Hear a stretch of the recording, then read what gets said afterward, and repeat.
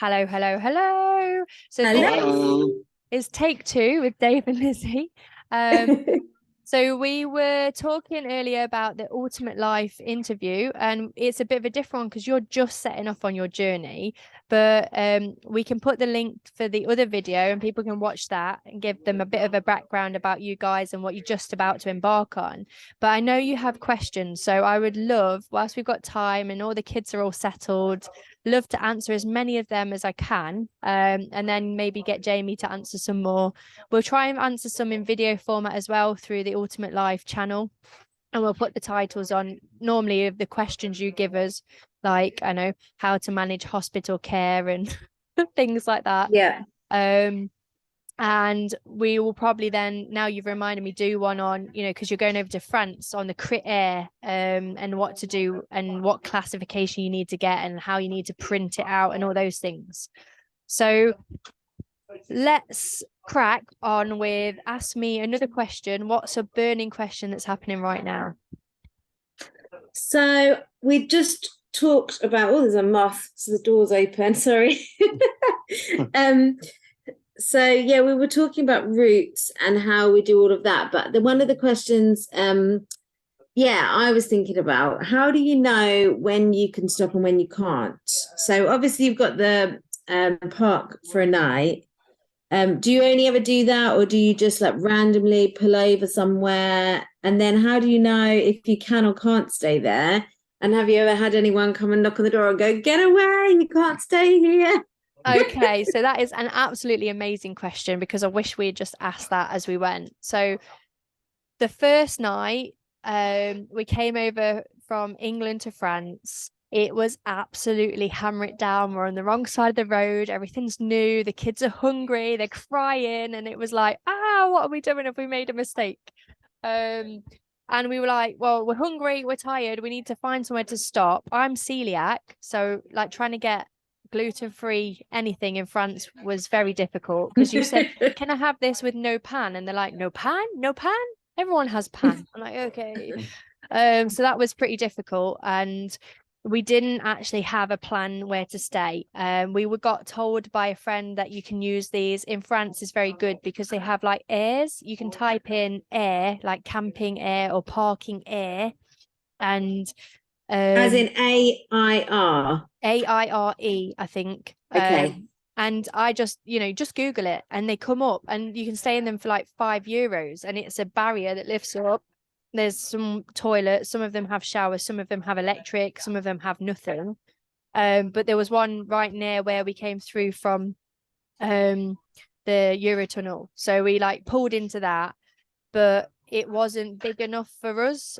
So lot of them you need to read the reviews on Google or on Park for the Night. It tells you how big, and if you've got a high van or a long van you can't fit in here or things like that. And we're quite stealth, so Trevor the Transit is quite a stealth van. Other than the solar panels on the roof, you won't really know that it's a camper. So we have just pulled up on the side of the road and gone to sleep. We have been so tired that we've drove all night looking for a park for the night that's not really there because some of them haven't been as easy to get to, or they've been the wrong size. So that night in France, we literally was panicking, and we drove for ages and we found this little dirt track, and we're like, our first time away on a dirt track in the countryside after we've just come out of a major town. It was very surreal, and it was chucking it down. And then in the morning when we woke up, there were these birds tweeting and the sun was coming through the trees, and it was like the kids were really calm. Where are we? What are we doing? And it was on like a little farm and a little church next to it, and that was really nice. So we kind of did the airs. The airs didn't work that night. We did the park for the night. We were a bit dubious, so we didn't really know what to think. It had hardly any reviews, but we did it anyway. So they have worked out really well. But then there's been other times where we've been tired, or the kids have been tired, and we just thought, you know what, we can't find this. We don't want to drive for another hour to get to somewhere, so we're just gonna stop here. And we found like a safe place on the side of a road or a lay-by and just stopped. On those occasions, is the sound still okay? Yeah, it's good. On those occasions, We have had, you would not believe it if I told, like, this has happened so many times. We've pulled up on a very quiet, still road in the dark at 9 o'clock at night, pulled over into a lay-by, got the kids' the pajamas on, put them in the beds, and then they're all asleep. We get down, have a couple of hours downtime, jump into bed, and then you can hear some young kids have come, parked up next to us in the middle of nowhere and blasting out their music. And that happened literally every time we wild camped for the first like couple of months. And Jay was like, do we have a sign on us that says, please drive next to us and put your music on full blast? But the perks of And wake up living in our the van, children. honestly, the perks of living in the van, just drive off. We literally jumped in the sea, and we have like, I shouldn't really say this on YouTube. We have just gone down the road a little bit, drove down the road a little bit so we can't hear them, and pulled into another lay-by. Because in Turkey, it's very camper van friendly. You can pull over everywhere. Spain, they don't like you to. You can't get out your deck chairs and stuff. You can't open your windows.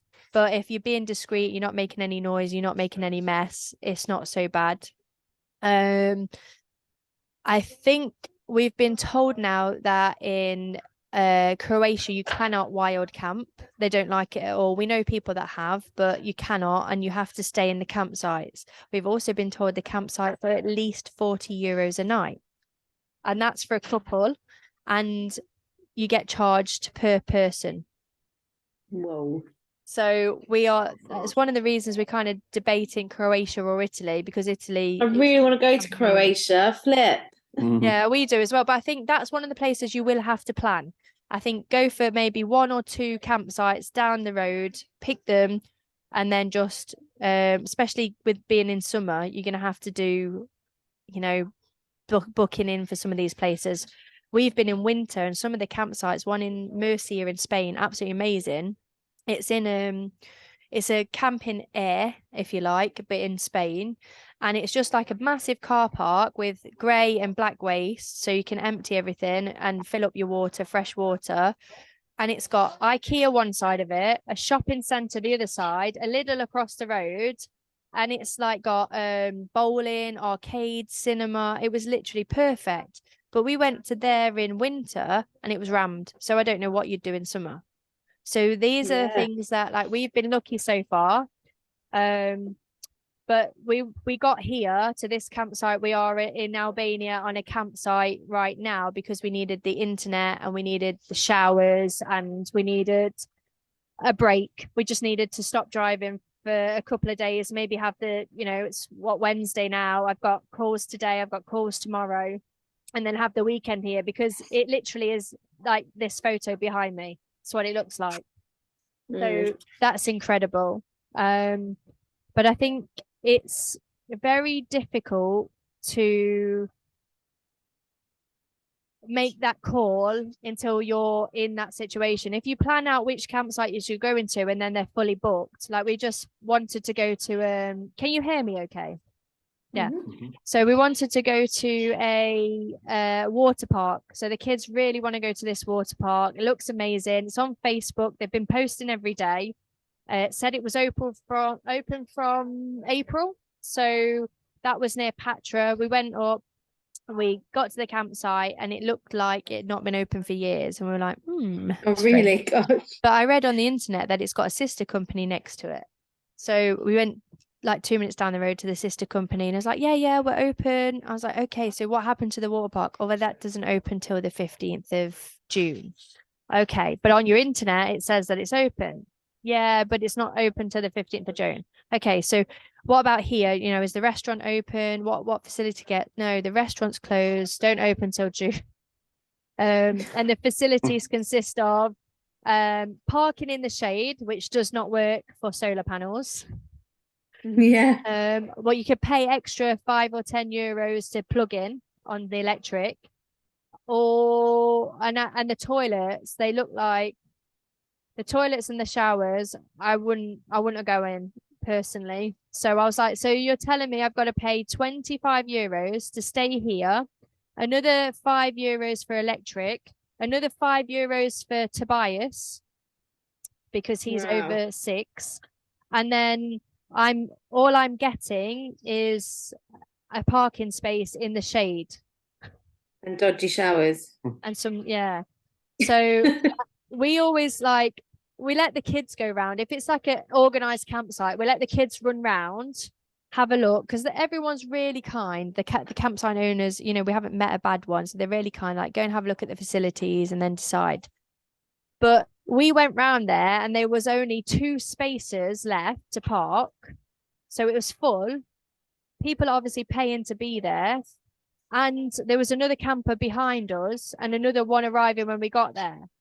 So in summer, imagine when that's open, imagine that will be rammed. It will be queuing out the doors.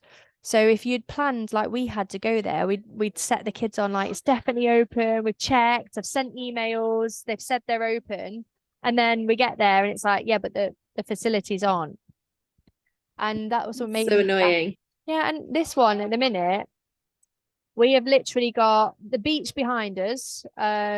We've got a parking space on hard grass with a sink that doesn't work.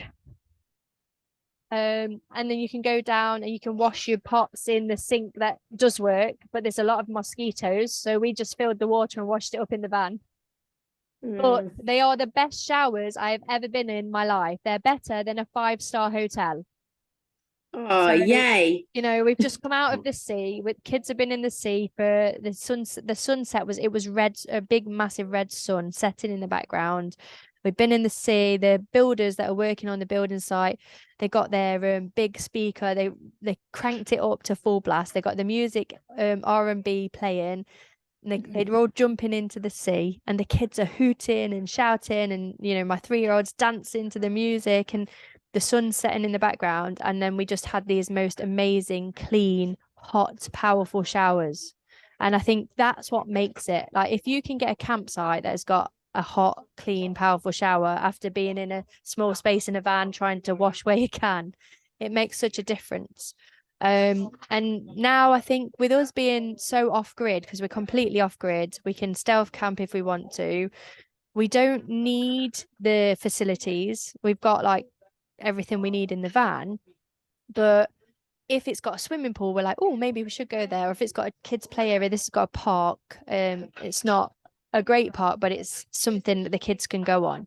But we also have been to those places like the one I showed you on Google Maps on the last video. We pulled up there, we saw fireflies all night. It was just, we were just gazing out the window, stars like lit up the sky, the bridge in the background, the waves crashing. We were so close to the waves, they're crashing on the shore. And in the morning, we open the door, the kids run out onto a basketball court one side and a park the other. Like, what, you know, and that costs nothing. It absolutely costs nothing. So those little gems you don't find. There's like I say, the hot springs. I wouldn't have thought you could camp at the hot springs, but you can, and people are doing it all the time. Some of them have had problems with, there's like some refugee camps where they've taken over an abandoned building and they're camping there, they're living there, because they've got fresh running water and they've got the hot springs to dip in and out when they like. So that is amazing. And then the other thing you don't see is when you've planned to go somewhere. So every so often we'll take an Airbnb or a hotel. So when we got into Turkey, we'd done quite a lot of driving to get there. So we stopped at a 4 or 5-star spa hotel, and we just, you know, had these big massive beds with fluffy pillows that we jumped in, used the restaurant, breakfast included, don't have to worry about making anything, head down to the pool, you know, get a massage, whatever. It was just so nice to just split up the travel. Yeah. And then in Turkey, the other side, we took a big Airbnb. It slept 10, way too big for us, but it was one of the cheapest ones. And you've probably seen the photos. It had 3 floors, 3 bathrooms, 4 bedrooms, but they were like at least 2 or 4 beds in each bedroom, and then there was beds downstairs as well. And nobody came to visit us. and it was like 20 euros for a flight, but nobody came. We offered it to anybody who wanted to come over. We even offered it to the there was an earthquake when we were out in Turkey, quite a bad one, and we offered it to the refugees who had no homes that were coming over. And we worked with some guy who was organising the people coming up to Fethiye from where the earthquake had happened. And they were coming, and then last minute they decided not to for whatever reason. They're probably terrified, and they're staying with somebody that's English and they don't speak a lot of English. Probably was scary. They got kids themselves, but they were having to split up because one family had to go with the grandparents, and the other part of the family had to go with the mum, and it must have been horrible for them. But we had the facilities to take anybody else on. So, every so often we throw a hotel in or an Airbnb. We did in Covelis, in just outside of Barcelona. There's a little place called Covelis. It's absolutely lovely. It's about 40 minutes on the train to Barcelona. It's about £6 or something on the train. And it was an apartment straight onto the beach. And it was cheap, it was clean. The guy who runs it is lovely. We've made friends with him. He's following on the Parental CEO YouTube. So it's really great. And we can then recommend those places to you guys or other people where you've been traveling in the van a while. You might want a bit of a break, a bit of a normal, a nice kitchen to put something in the oven, or just to stop and chill for a week. Because sometimes booking the campsites don't work out because you've booked a campsite for a week and they're fully booked, or they've only got 2 days spare, or something along those lines. But I think using Airbnbs, using bookings.com and the normal things to just grab somewhere like that, looking at hotels, and then looking at park for the night and the campsites. If you blend it all, you get a better balance because you find what's right for you. And for us, now we've got Trevor the Transit to a stealth camping off grid. We can be off grid for 2 weeks, or more. We don't need to be in facilities at all.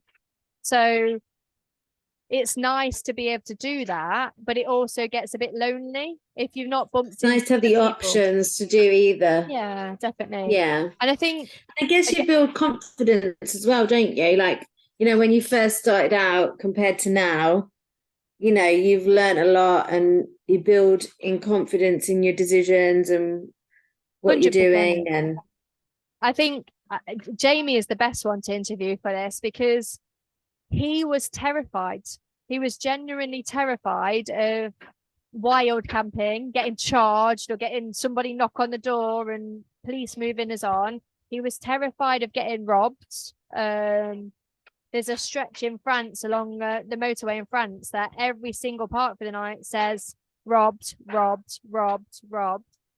But I think the perks of having a van and not a camper van is that we're less of a target as well because we are just a van. And now you ask, has anyone stopped and moved us on or knocked on the door?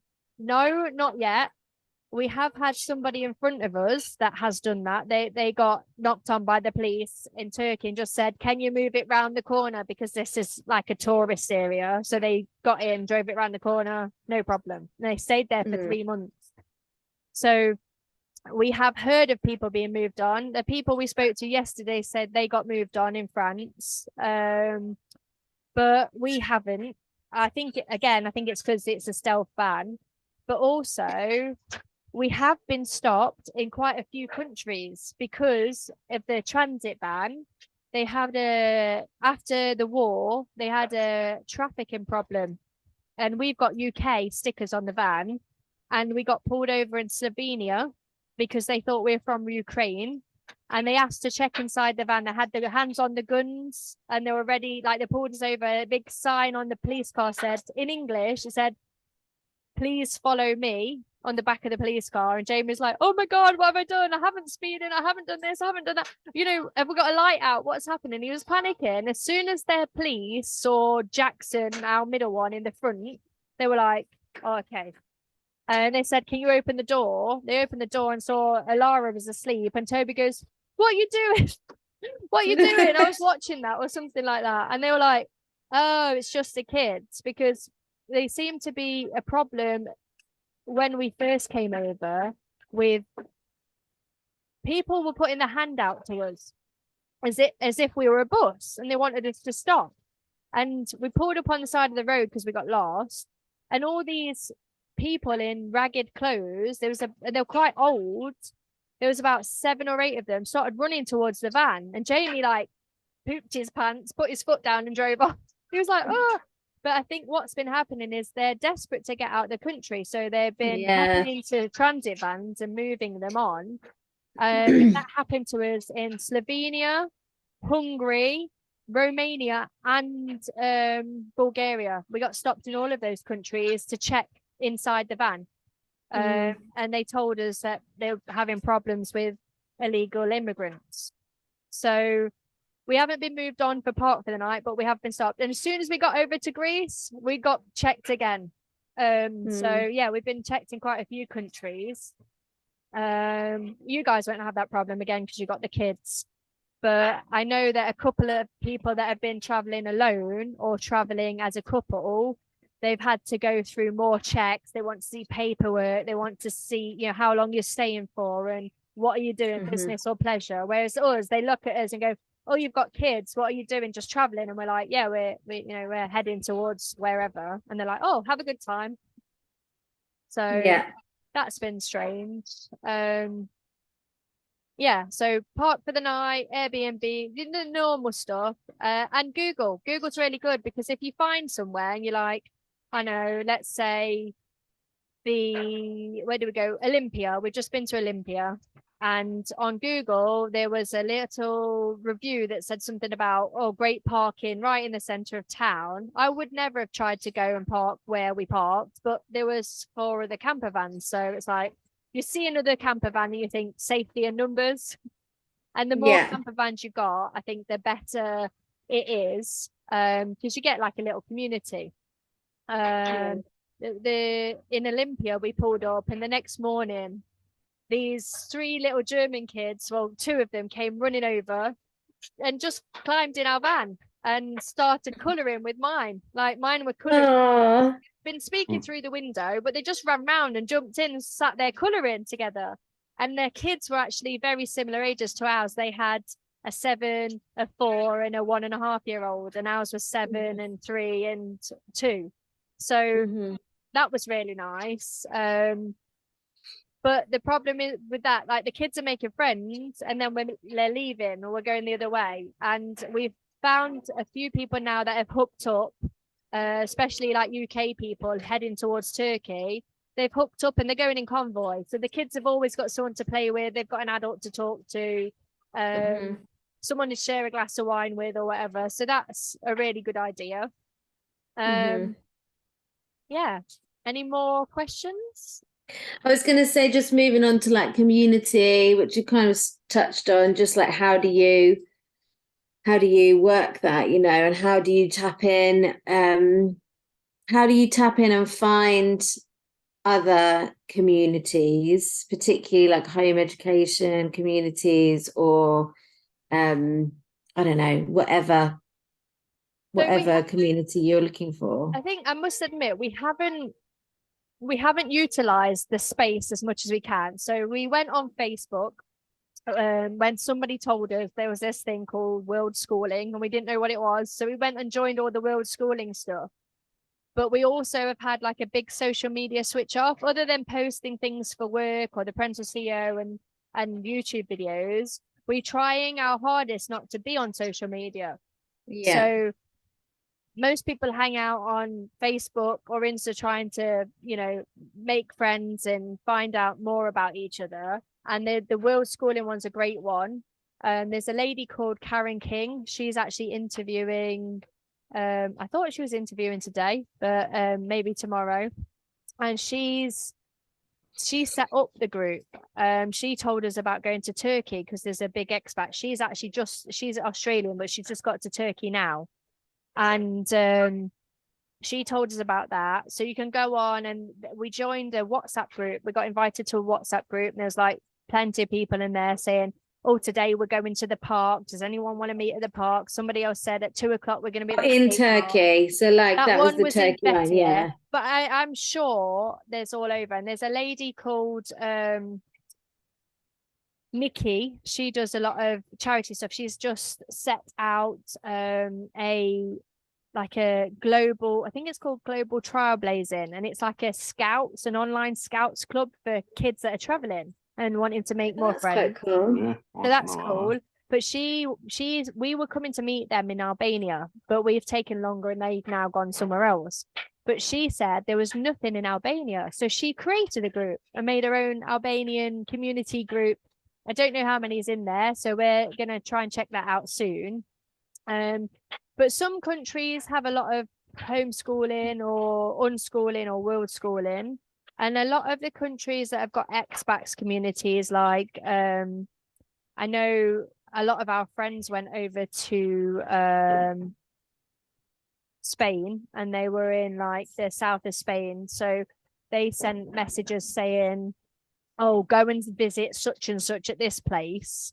But I found it really difficult. We had no time limit, so we were happy to meet up whenever. But I found it very difficult to meet up with somebody because they've got to work and they live there and they've got to work there. So they're having to, we're planning around them, and then they're like, oh, I'm finished work now. And I'm like, well, the kids are asleep now, so I don't want to get them back in the car seats to come and meet you. Or do you want to, can we meet somewhere where we can both jump on a train or a bus? But yeah, I found that difficult, but I'm very outgoing and I would go and talk to anybody, and I love learning about people, which is the whole reason that we've got this show now. So I thought, well, if I'm learning as I go and I can help somebody else, then let's do it. And I says, well, if I can interview somebody and see how they're doing it, and then they can give tips to somebody else and they can give tips to somebody else, then, it helps everybody. So that's the whole reason for doing this Parental CEO Ultimate Life, because it just helps you kind of answer those questions. And for us, we still have questions ourselves. And one of our biggest questions is, why don't the countries that we've been to, or even do they, because we don't know, why don't they have like facilities like they do in the UK, where you can, in the UK, we stayed on a campsite, it's got a swimming pool, it's got kids entertainment, you can use the other facilities at the other associated campsites. When we set out in the tent as well, and then we bought Trevor 10 minutes down the road from where we were. Bit like you guys, it's fate. You find your van right around the corner. But we're staying in this place called Lytton Lawn in Milford-on-Sea. It was only really small, but it was beautiful, and it had kids stuff, and it had a dog park, but it had a link to another campsite that had a swimming pool and kids entertainment, and they were linked to another campsite which was a bit further inland that had an outside swimming pool and another one with an inside log flume and stuff.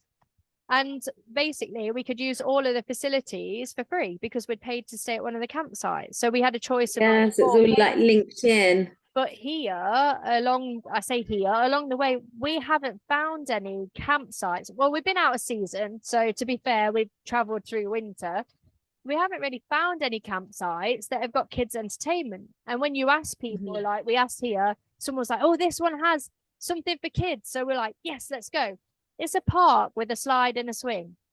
Yeah. And, I've got a 3-year-old, a 2-year-old, and a 7-year-old that are desperate to just play with another kid because we haven't seen one for like 3 days. So they're like, Mummy, it's boring now. But then they'll go in the sea, or we'll go on a little tree spotting adventure and try and name some trees, or we'll go on a dinosaur hunt. We'll try and get creative with it. But are they still young enough that they'll all play together as well, or do they get on? And they do. The boys fight, but we're having the mental struggle right now with having 3 kids is hard work. Obviously, you guys have got 4, but having 3 kids is hard work anyway. And for one parent on their own, so when I'm doing this, Jamie's got all 3 of them on his own. Now, if it's nighttime and they're settled and they've watched a bit of YouTube, or they've gone to bed, or they've had a book, or they're just chilled, maybe a jigsaw puzzle, they're okay. But if it's in the daytime, they're running around, causing havoc. Let's take IKEA. The IKEA we went to, the last IKEA we went to because of the storm and because it's IKEA. You normally get gluten free, you normally get Wi-Fi, you normally get soft play. It didn't have a soft play. So they were running around the store like insane because they were bored. And, you know, there's only so much TV they can watch. There's only so much learning they want to do in a day. So community has been our most difficult thing. When we've stayed in a place for a longer period of time, like in Turkey, we got a community, we got our own community because we met a few people, and I'm quite inviting. So it's like, right, I'm doing this at this time on this day. It's Laura's birthday. Everybody come. And they did. We had like, you know, quite a few people turn up. But on the other side of it, we met an amazing couple that are out there. They've come back to the UK now. They've been out there. They got twins, like 2-year-old twins and a 3.5-year-old. And they, you know, were trying to work. They were trying to get the kids in kindergarten because they were out there for a year. They were trying to get some sort of sleep routine, and she's a sleep specialist. But it's hard. And if you don't have that community, you know, I tried to take my 3 to the park on the road on my own. Normally, the little one, she listens, and the older one listens, and the middle one's always crazy. But the older one was having a tantrum because his friend that he wanted to meet again for the 3rd day in a row didn't turn up. And then the little one decided that she was going to have a tantrum and tripped over and bust her nose on the basketball, like literally blood everywhere. I turn around, my oldest one's going, I'm not coming with you. You lied to me. You told me that such and such was going to be here and he's not. And I was like, we haven't even found him yet. And then Jackson's hanging off an adult climbing frame going, Mommy, help me. And like trying to get the blood off of Laura to go and get him down. And I just said, you know, we all have those days. That was my day. And I just put on the group, never going out alone with 3 kids again. And I got so many messages going, I know your pain. I know your pain. And it just shows that, you know, people are sat there on the end of a text hoping that you invite them just to your house, not to meet at the park, because they cannot control their kids in a wild environment. They need to meet at your house. And we found that, you know, one particular family, we kept going to their house because they can contain their children in their living room with their toys, and we can shove ours in and they all play nicely. But actually, when they came out to the camper van, the kids were running around a big open field, which is great, jumping in muddy puddles. But, you know, she only brought one of the kids because the other 2, it would have been too much for her. And I think this is one thing that we said yesterday is actually community is great. And when you've got a house, you can almost trap them in. You've got the control. You can kind of say, right, you go to your bedroom and go and do your iPad, or you go and play on the Switch, or you can go and do your homework, whatever it is. They've got a space that they can go off to. And you as parents have got somewhere you can like shut the door for 5 minutes, or step outside and do your deep breathing. So that has been difficult. But again, it's what you make of it. And everything's up here. Obviously, I'm a life coach, so it's going to be up there. But it literally is. And as we've gone along, if you've got a space up here, anything is possible. If you're emotionally drained, or as a woman, if you're in your menstrual cycle, it's hard to then manage everybody else's expectations because you're feeling low. And then if you add in the fact that you're hungry and you haven't found a restaurant because you've been driving and the parking was full or something, what you find is that you start getting cranky, everybody else starts getting cranky, you all start having a bit of an argument because you're in a tight space, and then one of you has to go for a walk to calm down. But when you've got somebody, you know, open the camper van door and you step out and there's another couple sat there going, want a cup of tea? It's like, yes, please. And this morning, the people we met this morning, they did that for me. So I stepped outside because Jackson had wet the bed on my side of the bed, obviously. And he hasn't done that for the last couple of years. But they have, you know, they have time for time. So he came up for a cuddle and peed on my bed. So I'm stripping the bed out and like getting him on the toilet. And I'm like, I'm going outside. I'm going to have my me time. I'm going to go do some breathing and maybe a bit of yoga. Open the door and there's this beaming, beautiful Danish smile, like, good morning. And your mood just changes. And then they want a coffee? We have extra coffee. And you're like, yes, please. And then we spent 2 hours talking to them about where they're from, what they did. And then Jamie got the kids, they all came out. I'd obviously calmed down by that time. We found a laundrette, everything was fine. But if you're open to just chatting to people, and like the people here, they've been so kind. It is a building site where we're staying right now because they're having building works and our kids aren't at the right age to do that. So it is upsetting that I'm like, oh, don't pick up a saw, or Jackson stepped in a bucket of paint. Honestly. So I said to the lady, I said, look, I'm sorry, but we're not going to stay here. It's not really safe for the kids, and I've got calls to do, and I really need to get somewhere with an internet and that my kids can, safely play. And she's like, it's okay, we'll pick up the paint, we'll pick up the saws and things for you, whatever we can do. Or we've got a hotel, there's no one in it. You can go in the hotel and have that space just for you guys. And she was so kind. We decided to stay here and they went in the sea, but they're just so, everywhere we've been, they've been like accommodating. They, really help you. And if you don't know something, ask for help. And I think one of the biggest things on the video that's just come out, or it's just coming out, was on about our top 3 mistakes when we've been traveling with kids. Now, all of us will have different views on that, but my first, I think it was the last one of them is ask for help. Like, you can't do everything on your own. You can't know everything about a camper van on your own. As much research and work you've done, you've still got to find somebody that, can fix the engine if you've had a wobbly engine. We had the engine mounts go, so we had to get those fixed. We wanted some new tires. We had to go and get help with that. We wanted a bit of childcare. We had a nanny for a couple of days. We needed someone to translate in the hospital. So there's always something. So the biggest thing is great, like what you're doing already. Ask the questions because somebody will know them. Go on the forums, go on the traveling with the kids, have a look at van life stuff, stick it in the YouTube channel. Somebody will answer your questions. Yeah, definitely.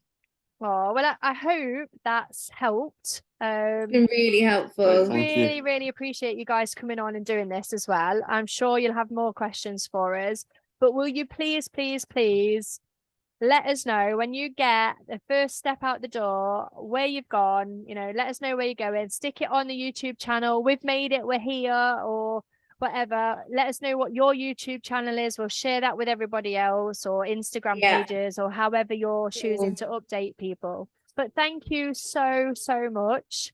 Thank you. And have the most amazing evening. And we'll speak to you soon. Too. Good luck. Thank you. Bye. Bye. Bye.